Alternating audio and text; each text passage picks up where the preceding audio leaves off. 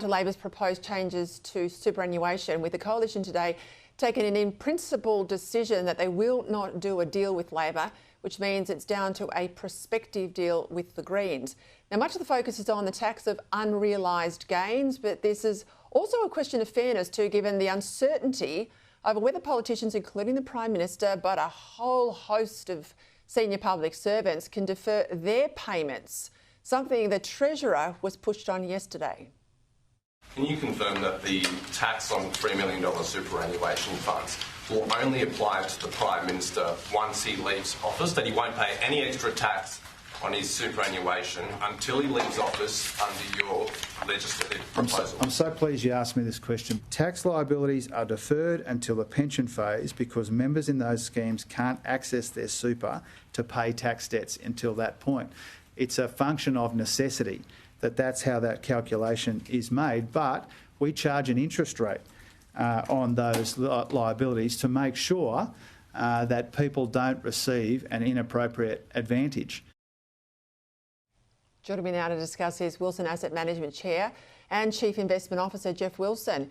Well, he dodged the question yesterday, which tells me he doesn't really want to answer it. He's trying to bury it in bureaucratic language, but of course we know what the truth is, don't we, Geoff?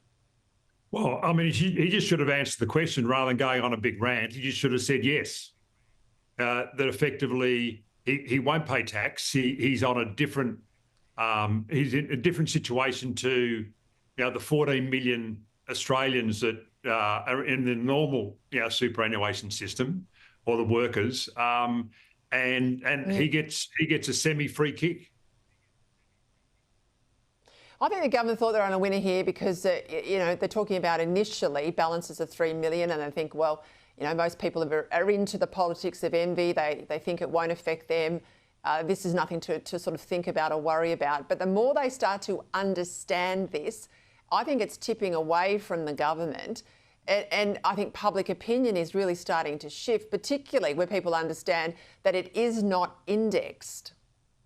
Well, I mean, it's 100%. And I was talking to someone in their early 30s yesterday, who didn't really understand superannuation. And I explained to them, I said, if you had, when you were 25, if you had $30,000 in your super fund and you didn't put another cent in, and it increased by 8% per annum, by the time you were 55, that would be more than $3 million.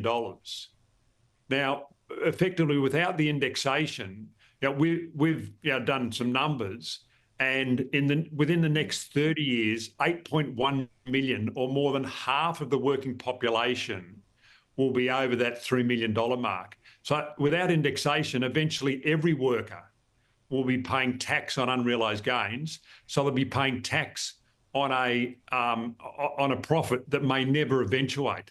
And one of the things that really sort of concerns me is the fact that both Anthony Albanese and Jim Chalmers and the various other government politicians are sort of gaslighting Australians by saying, oh, it only impacts a very small group of people, 80,000. They don't focus on the indexation, but also the fact is, everyone who's got their money in super, that's $4.2 trillion that's invested in super, and everyone is going to change their behaviour. For every action, there's an equal and opposite reaction, and there are going to be significant consequences for this tax coming in. And I think already, in that 4.2 trillion that's invested in super, people are changing how they're going to invest that money.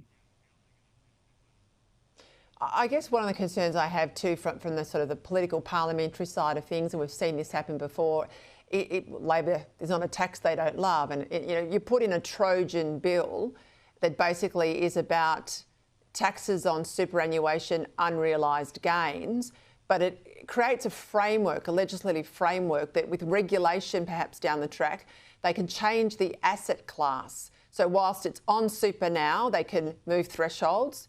Potentially, they could add in another asset class. Let's say they don't do changes to investment properties and negative gearing, but they might do a tax on the unrealised gains of your second, third or fourth investment property or your first investment property. I mean, how real's that? I think it's very real, because to me it seemed strange that the government was pushing so hard to get the legislation through the Senate before the last election.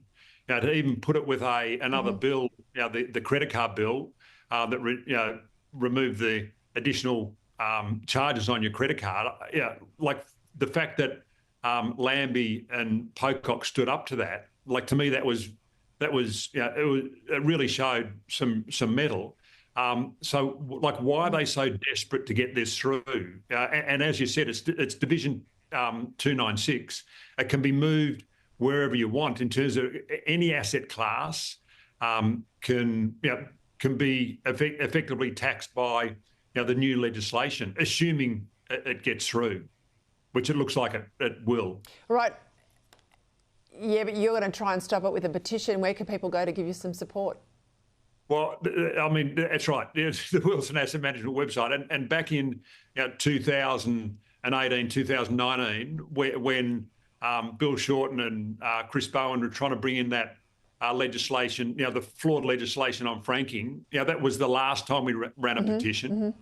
And what we only started this petition last week, and it was really in desperation to get everyone to understand how the incredible negative consequences that this legislation will have on the Australian economy.